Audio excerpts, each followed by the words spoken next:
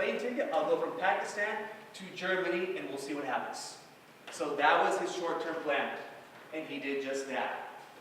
So my dad hired this gentleman, the escape tour guide, and then he went through all the mountainous routes. And at that time, my dad was telling me I was not in the best of shape.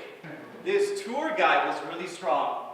Like we never had a rest. He was killing me. We never had a rest. So my dad said I had a strategy. Anytime I wanted to rest, I would say, hey, I got to use the bathroom, even when I did not have to use the bathroom. Right? And he would take nice 20-minute breaks. So that was about a 4-day journey. And along that journey, it was parallel also with potential danger. At that time, you had the Mujahideen. Anyone know who the Mujahideen was at that time? Yeah?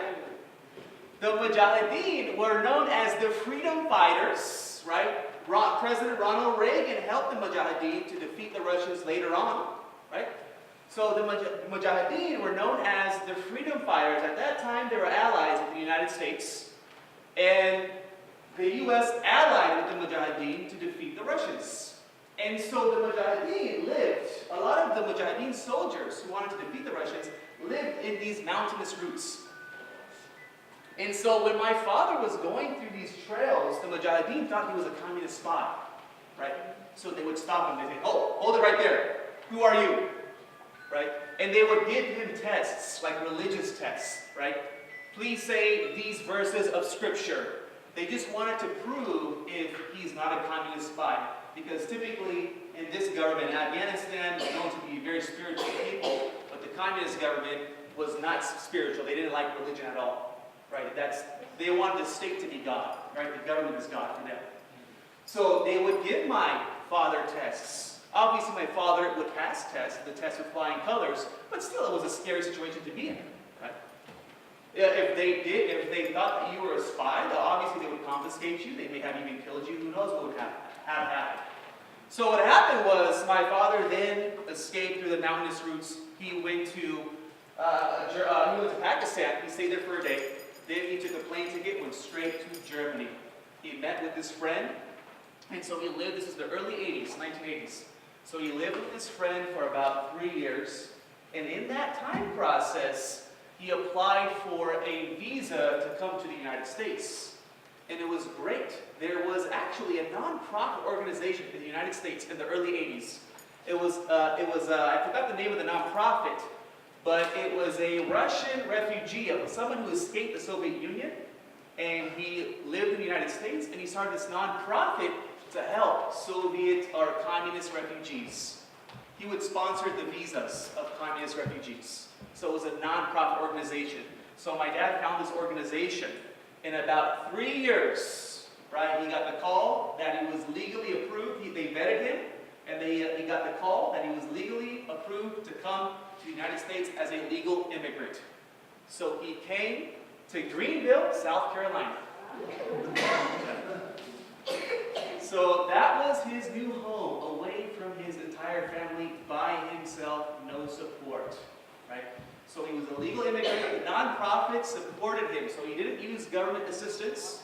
It was through private charity, right? Private charity supported my dad, helped him get on his feet, and my dad was an engineer by trade.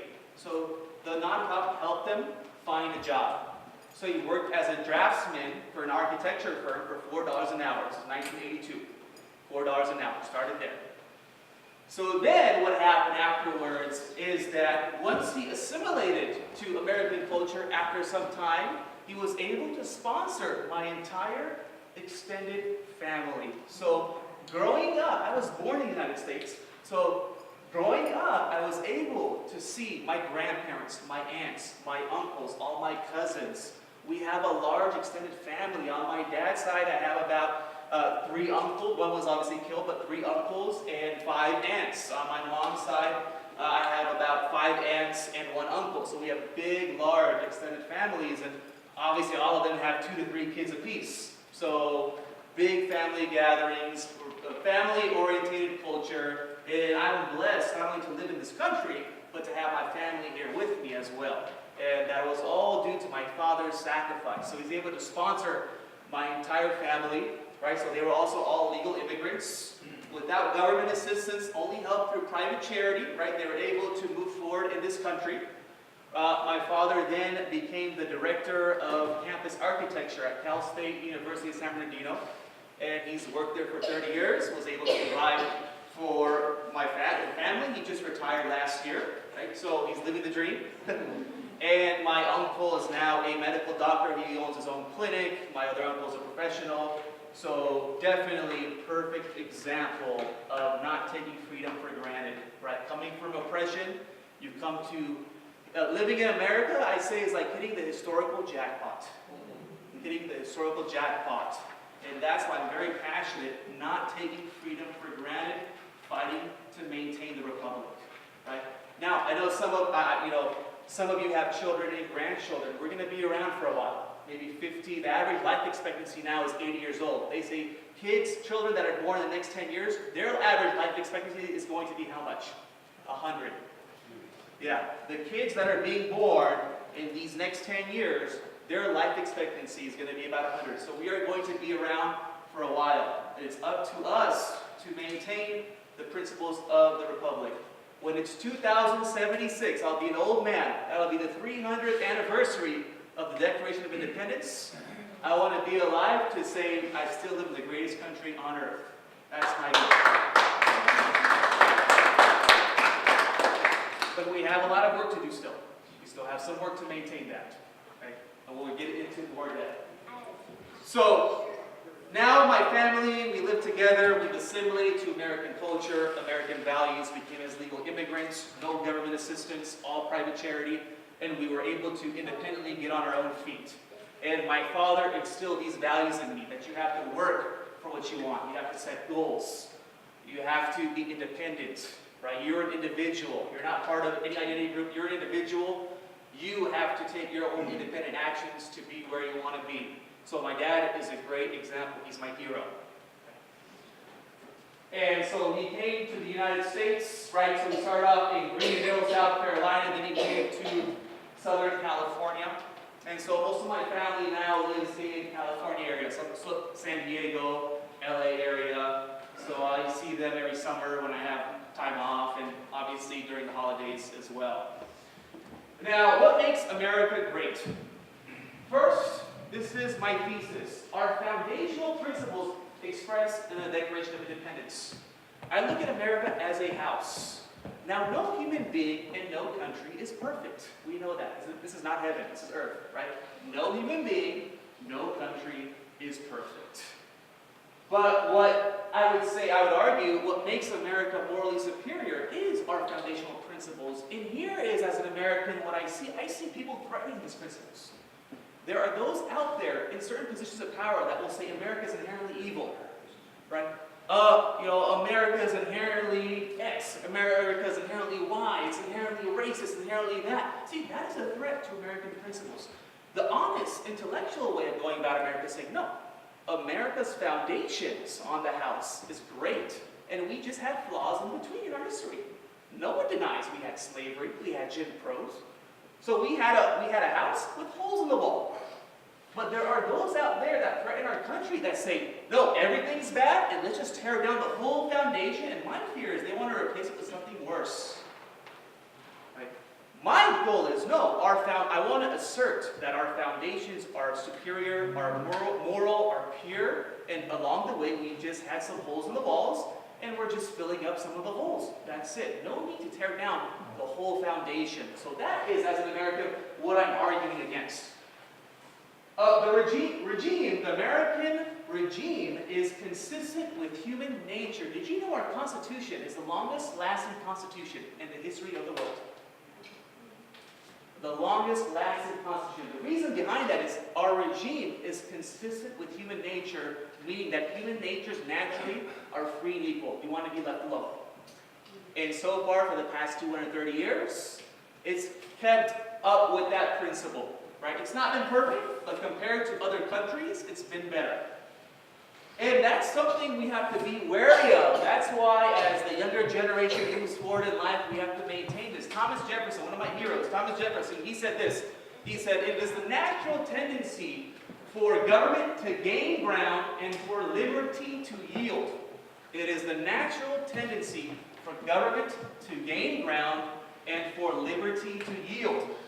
So that's why it is up to us, by living these principles. This to me is almost, this is like my political Bible here, the Declaration of Independence. So we have to live and breathe these principles. When George Washington, the great George Washington, during the Revolutionary War, all his soldiers had frostbite, didn't even have boots. He would be reading this at night in those cold winters in New York. Right? So he was living these principles. So that is what we need to return to. The people understanding what their rights are and asserting their rights. That is also what will make America great. There needs to be a national, this is my proposal, there needs to be a national rebirth of these principles. And I know, Lassen County, right, applies this principle, but what I'm trying to say is that there are other parts of the country that we need to see a national rebirth of these principles in media, in our educational system, right? In our entertainment, in politics, in government. We need a national we've gone far away from these principles.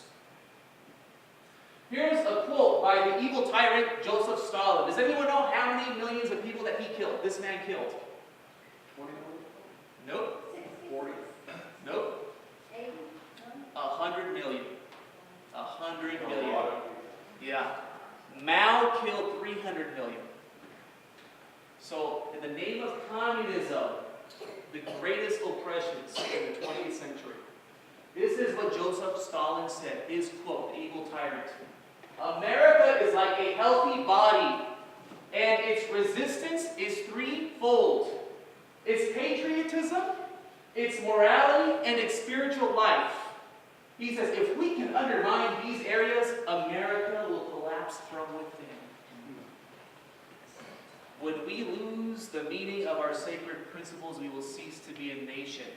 And in my lifetime, I tremble for my country because we may be 5 steps removed from a civil war if we don't apply our appeal to our principles. We're not there yet, but action needs to be taken. That's why I appeal to a sense of urgency here. Here, alongside my father, here are my other heroes. These are our American founding fathers. Okay. So you have Jefferson, you have Madison, Hamilton, Washington, Adams, Franklin. So these are my heroes. Now, obviously, no human being in no country is perfect. All of these men had flaws. We all have certain levels of flaws, right? But the principles that they believed in, the country that they established, I owe a lot to these men. We all owe a lot to these men. So, these men frame and form the U.S. organic laws. Organic laws, that means our foundational laws.